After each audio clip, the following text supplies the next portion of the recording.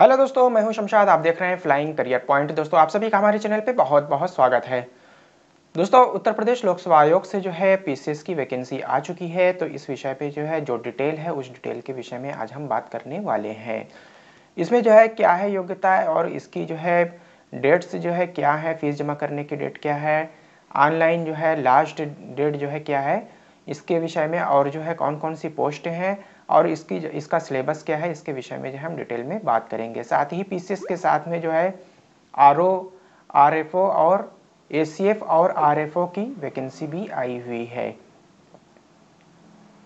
तो इस विषय में जो है क्या है हम डिटेल में बात करेंगे। दोस्तों, जो है आप लोगों से एक और ज़रूरी बात कहना है कि आप लोग जो है वीडियो देखते तो हैं लेकिन जो है सब्सक्राइब नहीं करते हैं और जो है अपना जो है कोई भी जो है कमेंट जो सुझाव होता है वो नहीं देते हैं।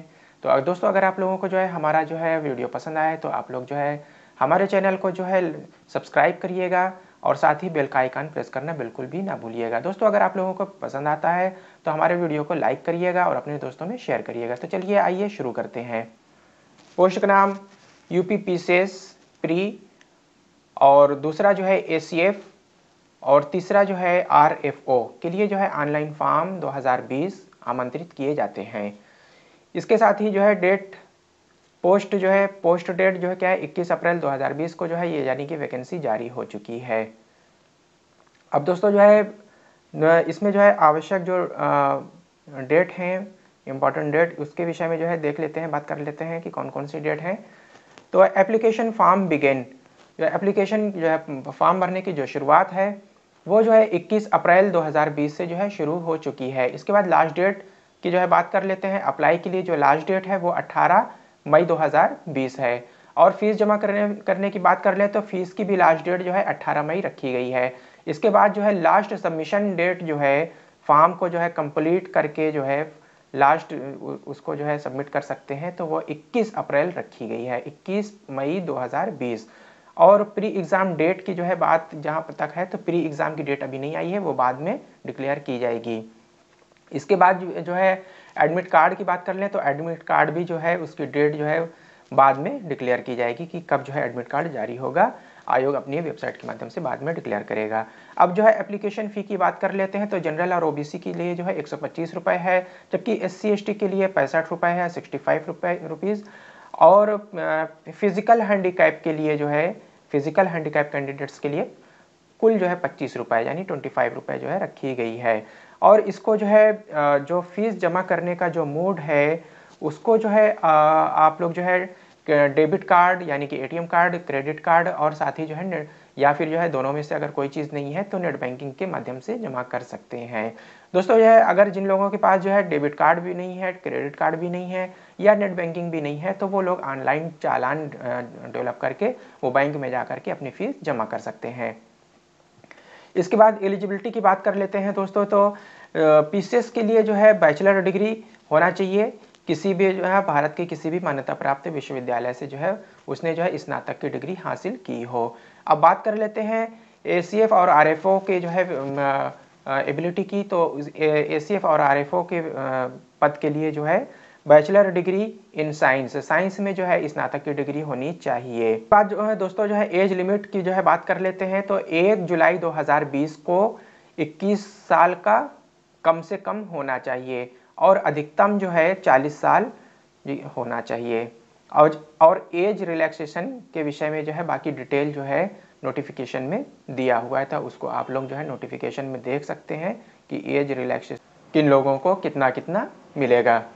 अब दोस्तों जो है इसमें बात कर लेते हैं कि कौन कौन से जो है पद डिक्लेयर किए गए हैं, यानी कि पीसीएस के तहत जो एग्ज़ाम होना है उसके लिए जो है कौन कौन से पद डिक्लेयर किए गए हैं। तो सबसे पहले हम यहाँ पर बता दें कि जो है पीसीएस के लिए जो है कुल 200 जो है पोस्ट डिक्लेयर की गई है पीसीएस के तहत जो जितनी भर्ती होनी है।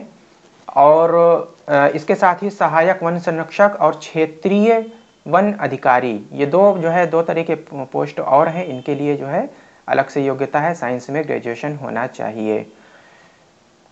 तो इसमें जो है एसीएफ और आरएफओ यानी सहायक वन संरक्षक और क्षेत्रीय वन अधिकारी के लिए जो है अभी बताया गया है कि पद हेतु अधियाचन अभी तक जो है सरकार की तरफ से जो है लोक सेवा आयोग को जो है अभी नहीं भेजा गया है, किंतु ये बात कहा गया है कि अगर जो है प्रारंभिक परीक्षा शुरू होने से पहले जो है राज्य सरकार की तरफ से लोक सेवा आयोग को इसका अधियाचन भेज दिया जाता है तो उन ACF और RFO के पद को जो है इस परीक्षा में शामिल कर लिया जाएगा। तो वो पदों की संख्या जो है 200 के अलावा होगी, यानी अतिरिक्त 200 के अलावा अतिरिक्त होगी। इसके साथ ही साथ जो है बताया गया है कि अगर जो है कुछ जो है पदों की संख्या जो है प्रारंभिक परीक्षा शुरू होने से पहले सरकार जो है इनके अलावा PCS के तहत अन्य पदों के लिए जो है और अगर जो है भेजती है, अधियाचन भेजती है तो उन पदों को भी जोड़ लिया जाएगा, तो पदों की संख्या बढ़ जाएगी। इसके अलावा साथ ही कहा गया है कि पदों की संख्या घटाई या बढ़ाई जा सकती है। अब दोस्तों जो है कौन कौन से जो है पद जो है पदों के लिए जो है भर्ती निकली है, वैकेंसी में कौन कौन से पद जो है पोस्ट शामिल किए गए हैं उनकी बात कर लेते हैं। तो इसके लिए जो है डिप्टी कलेक्टर, पुलिस उप अधीक्षक यानी कि जो है SDM और डिप्टी SP, इसके साथ ही जो है खंड विकास अधिकारी, सहायक संभागीय विभाग, संभागीय परिवहन अधिकारी, असिस्टेंट कमिश्नर वाणिज्य कर, जिला कमांडेंट होमगार्ड्स, कोषाधिकारी, लेखा अधिकारी कोषागार, नेक्स्ट है गन्ना निरीक्षक एवं सहायक चीनी आयुक्त, नेक्स्ट अधीक्षक कारागार यानी जेल अधीक्षक, जेल सुपरिटेंडेंट, फिर है प्रबंधक ऋण लघु उद्योग, प्रबंधक विपणन एवं आर्थिक सर्वेक्षण लघु उद्योग, अधिशासी अधिकारी श्रेणीवन सहायक नगर आयुक्त, जिला बेसिक शिक्षा अधिकारी, सहायक जिला विद्यालय निरीक्षक एवं अन्य समकक्षीय प्रशासनिक पद, सहायक निदेशक उद्योग विपणन, सहायक श्रम आयुक्त, वरिष्ठ श्रम आयुक्त, वरिष्ठ प्रवक्ता, जिला शिक्षा एवं प्रशिक्षण संस्थान डायट के लिए जो है पोस्ट आई हुई है। इसके साथ ही जो है अभिहित अधिकारी और सहायक आयुक्त उद्योग सांख्यिकी अधिकारी, सहायक लेखा अधिकारी कोषागार, वाणिज्य कर अधिकारी, जिला अल्पसंख्यक कल्याण अधिकारी, जिला खाद्य विपणन अधिकारी, कार्य अधिकारी, पंचायती कार्य अधिकारी पंचायती राज, उप सचिव आवास शहरी नियोजन, क्षेत्रीय राशनिंग अधिकारी, जिला पिछड़ा वर्ग कल्याण अधिकारी, नायब तहसीलदार, जिला बचत अधिकारी, जिला पंचायत राज अधिकारी, जिला समाज कल्याण अधिकारी, लेखा अधिकारी नगर विकास, जिला पूर्ति अधिकारी श्रेणी 2, अपर जिला अधिकारी, अपर जिला विकास अधिकारी समाज कल्याण, यात्री कर या मालवाहक अधिकारी, जिला दिव्यांग जनशक्तिकरण अधिकारी, सहायक जिला रोजगार सहायता अधिकारी, लेखा अधिकारी स्थानीय निकाय, क्षेत्रीय सेवा योजना अधिकारी, सहायक निबंधक सहकारिता, उप निबंधक, सहायक अभियोजन अधिकारी परिवहन यानी कि रोडवेज विभाग में जो है सहायक अभियोजन APO का पद भी जो है इसमें शामिल कर लिया गया है। सहायक निबंधक सहकारिता, उप निबंधक, सहायक अभियोजन अधिकारी, जिला प्रबोशन अधिकारी, जिला प्रशासनिक अधिकारी, जिला लेखा परीक्षा अधिकारी, वित्तीय लेखा परीक्षा अनुभाग। नेक्स्ट है सहायता नियंत्रक, विधिक माप विज्ञान ग्रेड 1 एवं ग्रेड 2, जिला कार्यक्रम अधिकारी, जिला युवा कल्याण एवं प्रादेशिक विकास दल अधिकारी, श्रम प्रवर्तन अधिकारी, आबकारी निरीक्षक, बाल विकास परियोजना अधिकारी। दोस्तों जो है CDPO की वैकेंसी के लिए यूपी में बहुत वेट था, तो CDPO यानी बाल विकास परियोजना अधिकारी की पोस्ट भी इसी PCS में जो है के उसमें जो है सरकार के द्वारा जो है भेज दी गई है और लोक सेवा आयोग के PCS परीक्षा में शामिल कर ली गई है। फिर खाद्य सुरक्षा अधिकारी एवं उपकारापाल यानी कि फूड सेफ्टी ऑफिसर और डिप्टी जेलर का पद भी इसी में शामिल कर लिया गया है। अब यहाँ पर कहा गया है कि उपयुक्त में से जिन पदों का अधियाचन प्राप्त हो चुके हैं उन्हें परीक्षा हेतु सम्मिलित कर लिया गया है। शेष पदों में से जिनके अधियाचन प्रारंभिक परीक्षा के परिणाम आने के पूर्व प्राप्त हो जाएंगे उन्हें इस परीक्षा में सम्मिलित कर लिया जाएगा। दोस्तों जो है शैक्षिक अर्हता की बात कर लेते हैं। तो इसमें यहाँ पर जो है कुछ विशेष जो है स्पेशलाइजेशन मांगा गया है कुछ पदों के लिए। तो क्या है स्पेशलाइजेशन, इसको जो है डिटेल में देख लेते हैं कि सम्मिलित राज्य प्रवर अधीनस्थ सेवा परीक्षा में सम्मिलित पदों हेतु आवेदन पत्र स्वीकार किए जाने की अंतिम तिथि तथा अभ्यर्थियों को भारत में विधि द्वारा स्थापित किसी मान्यता प्राप्त विश्वविद्यालय से स्नातक की डिग्री या समकक्ष अर्हता अवश्य धारित करनी चाहिए। इसका उल्लेख अभ्यर्थी अपने ऑनलाइन आवेदन के निर्धारित स्तंभ में करें, किंतु कतिपय पदों हेतु विशिष्ट अर्हताएं भी हैं जिनका विवरण निम्नवत है। यानी कि जो है किन लोगों ने जो है ग्रेजुएशन किया हुआ है, किन लोगों ने पोस्ट ग्रेजुएशन किया हुआ है और पोस्ट ग्रेजुएशन में जो है किस सब्जेक्ट से किया है, इसका जो है कॉलम बना हुआ होगा ऑनलाइन जो है एप्लीकेशन में, जो वेबसाइट है आयोग की। और इसके अलावा जो है कुछ जो है स्पेशल पद हैं, उनके लिए जो है स्पेशलाइजेशन सब्जेक्ट का मांगा है। तो उन जो है सब्जेक्ट जिनके पास होंगे वो सब्जेक्ट में जो है उनको उन पदों के लिए जो है उसमें टिक लगाना है कि हमारे पास जो है फला सब्जेक्ट है, तो हम इस सब्जेक्ट इस जो है वो सब्जेक्ट होगा उन विशेष पदों के लिए वही एलिजिबल होंगे। तो किन पदों के लिए क्या सब्जेक्ट चाहिए, इसकी जो है डिटेल देख लेते हैं। चलिए आइए शुरू करते हैं दोस्तों। तो अब जो है यहाँ पर सबसे पहले पोस्ट है उपनिबंधक सहायक अभियोजन अधिकारी परिवहन, यानी रोडवेज विभाग में जो है एपीओ की भर्ती है। जो सरकारी वकील होते हैं, रोडवेज विभाग से जो है सरकारी वकील का पद है एपीओ, तो सहायक अभियोजन अधिकारी। तो इसके लिए जो है विधि में स्नातक यानी कि एलएलबी होना चाहिए। तो जिन्होंने जो है विधि में स्नातक कर रखा है वो इस पद के लिए जो है एलिजिबल होंगे।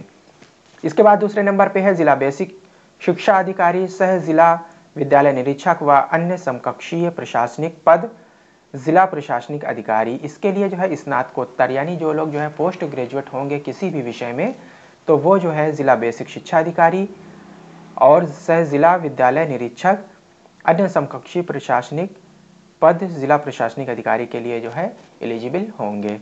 तीसरा है जिला लेखा परीक्षा अधिकारी वित्तीय लेखा परीक्षा अनुभाग वाणिज्य स्नातक। जिन्होंने जो है कॉमर्स से जो है स्नातक कर रखा है, तो वो जो है जिला लेखा परीक्षा अधिकारी वित्त लेखा परीक्षा अनुभाग में जो है उनको ये पद जो है एलिजिबल होगा। तो वो इस पद के लिए जो है अपना टिक फॉर्म में लगा सकते हैं। एक चेक का जो है बॉक्स बना होगा छोटा सा, उसमें जो है बस टिक करते चले जाना है। तीसरा जो है तीसरी पोस्ट है सहायक श्रम आयुक्त।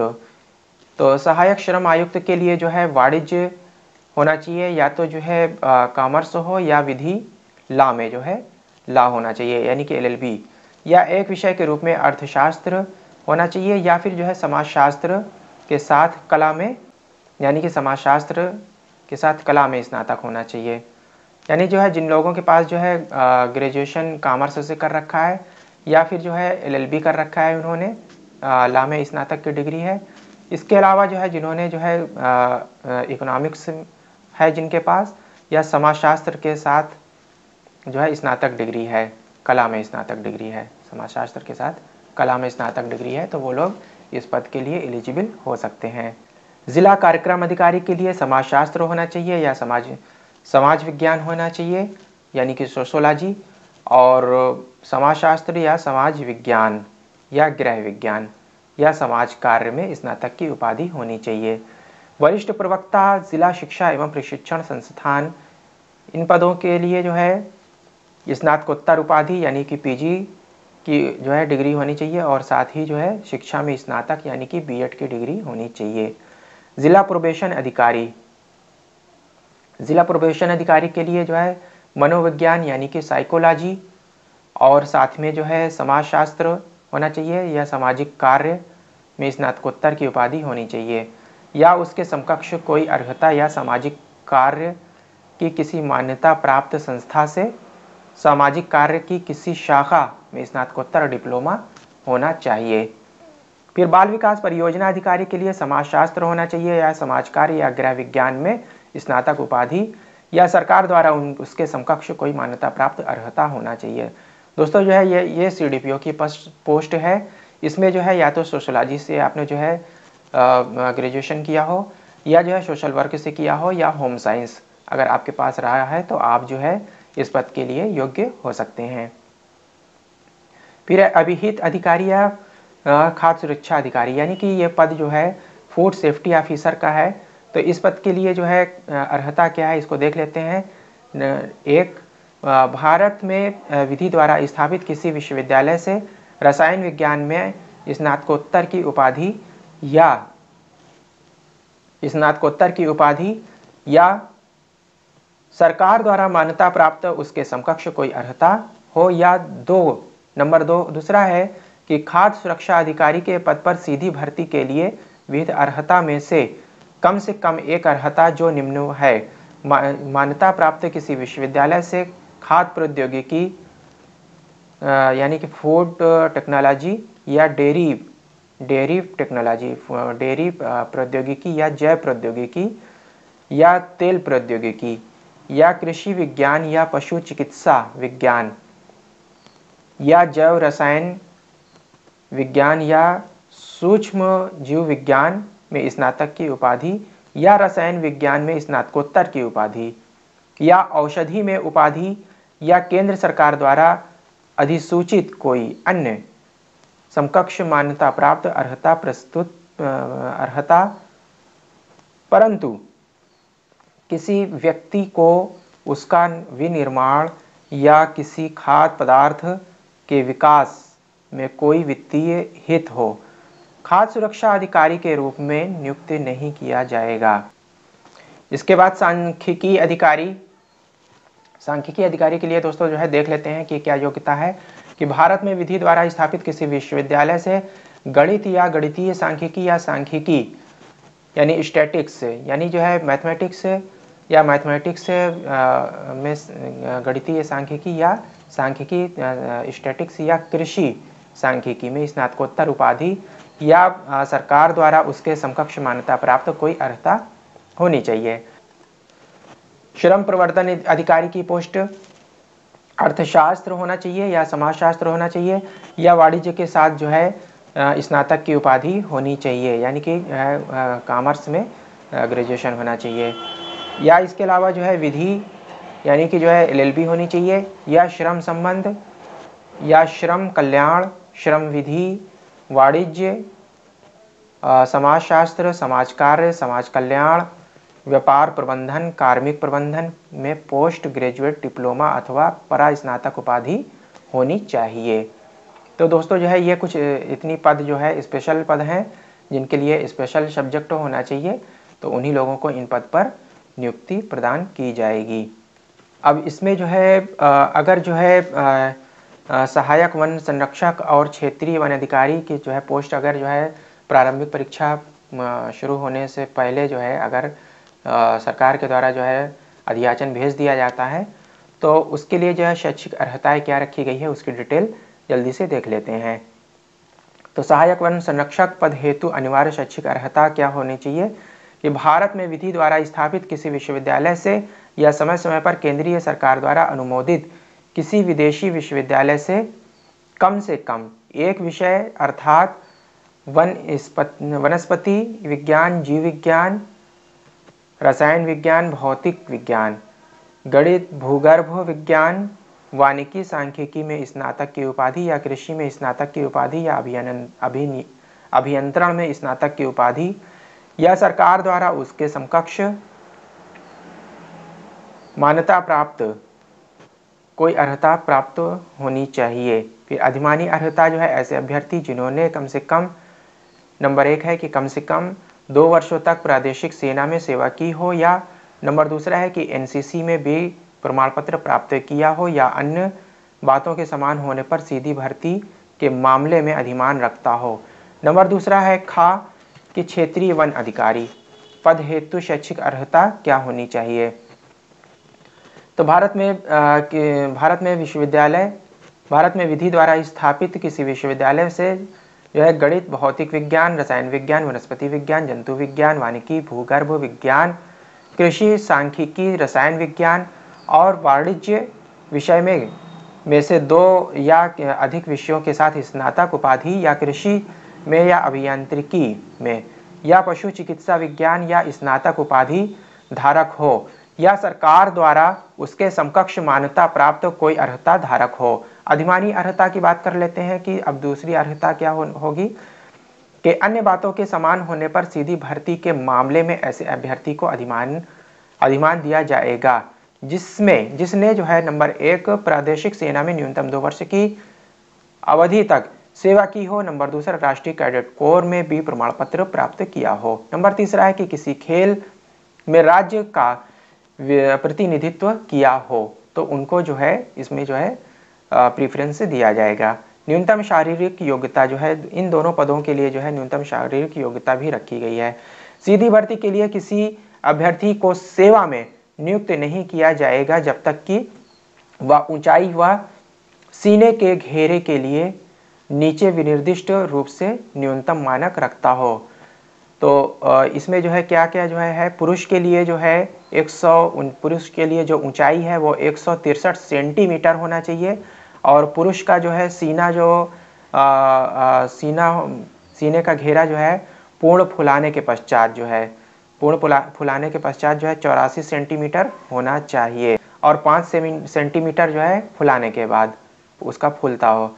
महिला की जो है ऊंचाई 150 होना चाहिए और सीने का घेरा जो है 79 सेंटीमीटर और इसका विस्तार जो है 5 सेंटीमीटर होना चाहिए। तो ये जो है इनके शारीरिक अर्हताएं रखी गई हैं, परंतु अनुसूचित जाति और अनुसूचित जनजाति, गोरखा, नेपाली, आसामी, मेघालयी जनजाति, लद्दाखी, सिक्किमी, भूटानी, गढ़वाली, कुमायूनी, नागा और अरुणाचल प्रदेश के मूल वंश के अभ्यर्थियों की दशा में न्यूनतम ऊंचाई के मानक निम्न प्रकार होगा। पुरुष के लिए 152.5 सेंटीमीटर ऊंचाई होनी चाहिए जबकि महिला के लिए 145 सेंटीमीटर की ऊंचाई होनी चाहिए। क्षेत्रीय वन अधिकारी के लिए जो है क्या है शारीरिक योग्यता, तो इसके लिए जो है पुरुष के लिए जो है जो ऊंचाई होनी चाहिए वो 163 सेंटीमीटर होने चाहिए और पुरुष के लिए जो है सीने का घेरा 84 सेंटीमीटर होना चाहिए और इसका विस्तार यानी फुलाने पर 5 सेंटीमीटर उसका सीना जो है फूलना चाहिए। और महिला के लिए जो है ऊंचाई जो रखी गई है वो 150 सेंटीमीटर रखी गई है जबकि सीने का घेरा जो है 79 सेंटीमीटर होनी चाहिए और इसका विस्तार 5 सेंटीमीटर जो है होना चाहिए फुलाने पर। परंतु जो है अनुसूचित जनजाति और गोरखा, नेपाली, गढ़वाली और कुमायूनी मूल वंश के अभ्यर्थियों की दशा में न्यूनतम ऊंचाइयों का मानक निम्न प्रकार होगा कि जो है पुरुष के लिए 152.5 सेंटीमीटर ऊंचाई होनी चाहिए जबकि महिला के लिए जो है 145 सेंटीमीटर होनी चाहिए। दोस्तों जो है जो लोग जो है पुलिस उपाधीक्षक यानी डिप्टी एसपी पद के लिए जो है एलिजिबिलिटी चाहते हैं कि हमारा जो है सिलेक्शन डिप्टी एसपी पद के लिए हो तो उनके लिए एलिजिबिलिटी जो है अलग रखी गई है। केवल नंबर 1 है कि केवल पुरुष अभ्यर्थियों हेतु अनारक्षित नागरिकों के अन्य पिछड़े वर्गों और अनुसूचित जातियों के लिए जो है ऊंचाई 165 सेंटीमीटर होनी चाहिए। सीना की जो है जो बिना फुलाए है वो 84 सेंटीमीटर होना चाहिए डिप्टी एसपी पद के लिए और फुलाने पर 89 सेंटीमीटर फूलने पर होना चाहिए, यानी बिना फुलाए 84 और फुलाने पर 89 होना चाहिए। जबकि जो है अनुसूचित जनजाति के लिए जो है 160 सेंटीमीटर ऊंचाई होनी चाहिए जबकि जो है बिना फुलाए सीना 79 और फुलाने पर 84 होना चाहिए। नंबर 3 है केवल महिला अभ्यर्थियों हेतु अनारक्षित नागरिकों के अन्य पिछड़े वर्गों नागरिकों के अन्य पिछड़े वर्गों और अनुसूचित जातियों के लिए ऊंचाई जो है महिला के लिए जो है 152 और सीने की जो है कोई योग्यता नहीं रखी गई है, कोई महिलाओं के ऊपर कोई लागू नहीं होती है। फिर चौथा है अनुसूचित जनजाति के लिए जो है 147 सेंटीमीटर ऊंचाई होनी चाहिए, जबकि जो है सीना की कोई योग्यता नहीं है, इसमें लागू नहीं होता महिलाओं के लिए। और नंबर 5 है सभी श्रेणियों की महिला अभ्यर्थी हेतु न्यूनतम वजन जो है 40 किलोग्राम होना चाहिए, जबकि सीना की योग्यता इसमें लागू नहीं होती है। जिला कमांडेंट होमगार्ड्स पद हेतु अभ्यर्थी की श्रेणी। नंबर 1 है पुरुष अभ्यर्थी, ऊंचाई जो है 105 सेंटीमीटर होनी चाहिए, जबकि सीना जो है पुरुषों के लिए बिना फुलाए 84 सेंटीमीटर होना चाहिए, जबकि फुलाने पर 89 होना चाहिए। जिला कमांडेंट होमगार्ड्स पद के लिए। जबकि जो है महिला अभ्यर्थी के लिए जो ऊंचाई होनी चाहिए वो 150 सेंटीमीटर होनी चाहिए, और महिला अभ्यर्थियों के लिए जो है सीना जो है बिना फुलाए 79 सेंटीमीटर, जबकि जो है फुलाने पर 84 सेंटीमीटर होना चाहिए। नंबर 3 है पुरुष अभ्यर्थी कुमायूं और गढ़वाल मंडलों और अनुसूचित जनजाति और के अभ्यर्थियों हेतु जो है 160 सेंटीमीटर होना चाहिए, जबकि सीना जो है बिना फुलाए 84 और फुलाने पर 89 होना चाहिए सेंटीमीटर होना चाहिए। फिर अधीक्षक कारागार पद हेतु नंबर 1 है कि ऊंचाई 168 सेंटीमीटर ऊंचाई होनी चाहिए, जबकि कुमायूं और गढ़वाल संभाग के अभ्यर्थियों की दशा में 163 सेंटीमीटर से कम नहीं होना चाहिए। इसके बाद जो है नंबर 2 है कि सीने का घेरा जो है, सीना जो है कम से कम 81.3 सेंटीमीटर बिना फुलाए, जबकि जो है 86.3 सेंटीमीटर फुलाने पर होना चाहिए। नंबर 3 जो है दृष्टि 6/6 की जो है जो आँखों की जो दृष्टि है वो 6/6 होनी चाहिए। इसके बाद जो है आबकारी पद के लिए जो है योग्यता रखी गई है। आबकारी निरीक्षक पद हेतु अभ्यर्थियों की श्रेणी जो है पुरुष अभ्यर्थी के लिए ऊंचाई जो है 167 सेंटीमीटर होना चाहिए, सीना जो है बिना फुलाए 81.2 सेंटीमीटर, जबकि फुलाने पर जो है 86.2 सेंटीमीटर होनी चाहिए। नंबर 2 है महिला अभ्यर्थी अनुसूचित जाति अनुसूचित जनजाति के लिए ऊंचाई 147 है और सीने की कोई योग्यता नहीं रखी गई है। जबकि नंबर 3 नंबर पर है अन्य महिला अभ्यर्थी हेतु जो है 152 सेंटीमीटर जो है होनी चाहिए, यानी कि अगर जनरल कैटेगरी की हैं महिलाएं या अनुसूचित जनजाति के अलावा अन्य कैटेगरी की महिलाएं हैं तो 152 सेंटीमीटर जो है उनकी आबकारी निरीक्षक पद हेतु ऊंचाई होनी चाहिए, और महिलाओं के लिए सीने की कोई योग्यता नहीं है। इसके बाद जो है बात कर लेते हैं डिप्टी जेलर के पद हेतु जो है योग्यता जो रखी गई है वो पुरुष अभ्यर्थियों के लिए 168 सेंटीमीटर ऊंचाई होनी चाहिए, जबकि महिला के लिए जो है जो ऊंचाई रखी गई है वो 152 सेंटीमीटर रखी गई है। इसके बाद जो है पुरुषों की जो है सीने की माप जो है बिना फुलाए रखी गई है वो 81.3 सेंटीमीटर, जबकि सीने के फुलाव जो है फूलने पर जो है 5 सेंटीमीटर होना चाहिए। और महिला अभ्यर्थियों के लिए जो सीने का जो है योग्यता है वो वज़न यहाँ पे जो है महिला अभ्यर्थियों के लिए वज़न 45 से 58 किलोग्राम के बीच में उपकारापार पद हेतु यानी डिप्टी जेलर के पद के लिए जो है ये योग्यता रखी गई है कि उनकी ऊंचाई 152 सेंटीमीटर और वज़न 45 से 58 किलोग्राम होना चाहिए। फिर है जिला युवा कल्याण एवं प्रादेशिक विकास दल अधिकारी पुरुष अभ्यर्थी, ऊंचाई जो है इनके लिए अनुसूचित जनजाति के अभ्यर्थियों के लिए 160 सेंटीमीटर न्यूनतम होनी चाहिए, और पहाड़ी क्षेत्र के अभ्यर्थियों क्षेत्र के स्थायी रूप से रहने वाले अभ्यर्थियों के लिए 162.6 सेंटीमीटर न्यूनतम होनी चाहिए। अन्य अभ्यर्थियों के लिए 167.7 सेंटीमीटर न्यूनतम होनी चाहिए।